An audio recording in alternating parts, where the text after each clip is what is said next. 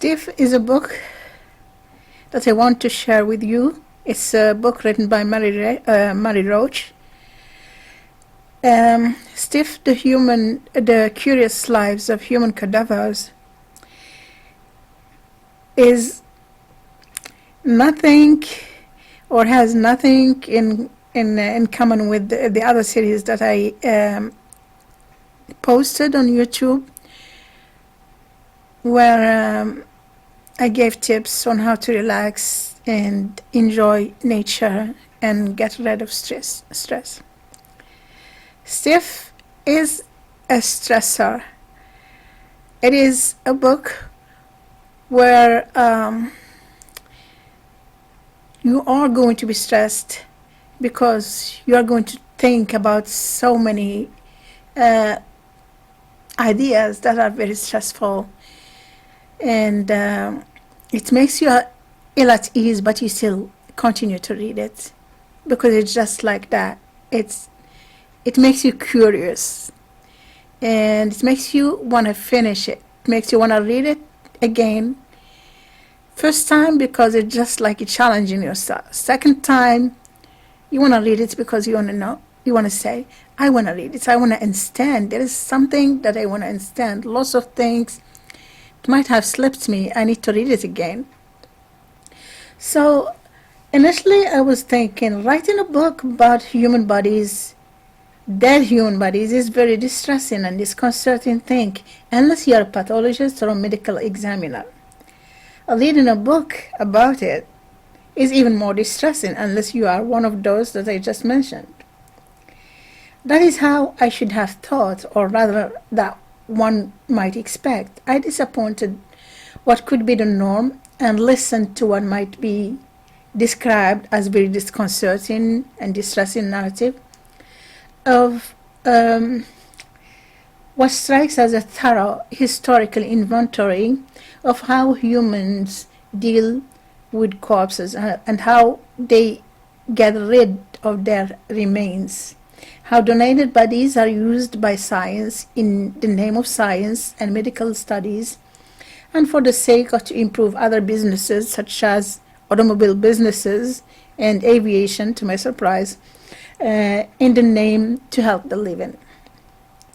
Human bodies that were appropriated, sentenced, snatched, or donated was subject for studies to attempt and locate the soul for generations and generations, then became eviscerated, dismembered, decapitated, and dissected in anatomy labs up to our days. That's what anatomy students of medicine do this. Donated bodies for organ harvesting and transplanting are the heroes because they are used to prolong other people's lives, which lead to another, even more worrisome subjects. When is a person is really dead? And these are the points Mary Roach tackled in her book. When a person is dead, when can we say that the person is dead and bury them and get rid of their remains? Brain death in America and many of the modern worlds, many of countries, is considered an actual irreversible death.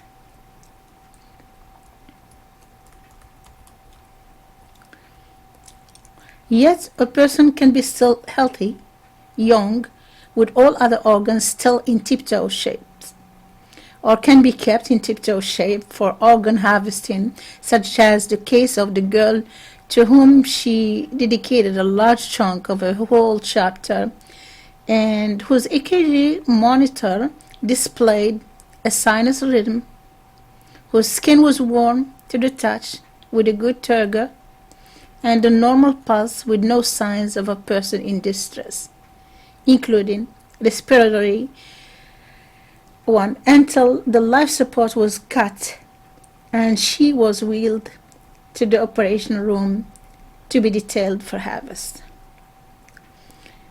The girl was referred to as a patient when she was hooked to the life support systems. Once she was cut off the life support, she was referred to by number or as it. Dimitrov and others pioneered the field on the head transplants on dogs and monkeys with some success. More distressing outcomes in this regard for animal lives. The art of culinary has also been included, meaning cannibalism. Human remains or parts of them were used as treatment in many countries of our world across history, without excluding even USA or England. Nothing is more distressing than knowing that people, human, eat aborted fetuses, placentas, and parts of the human body as a delicacy in sophisticated restaurants or as a cure. Roach, however, knows how to make you reading such narrative of hers or listening to it read worthwhile as she smoothly, wittingly carries you along the chapters of her book, as if you are in a very bad neighborhood in some purge movie where all the crimes are possible and you are harmless, safe for the company of a very witty, funny, imaginary guide whose satirical, insightful, wise and apologetic remarks walk you through the dark, labyrinthine, smelly, and threatening alleys and hovering doom. In my next video, this is just an introduction. In my next video, I will be focusing on each chapter and then commenting on it and asking for your comments and questions. Thank you and see you next time.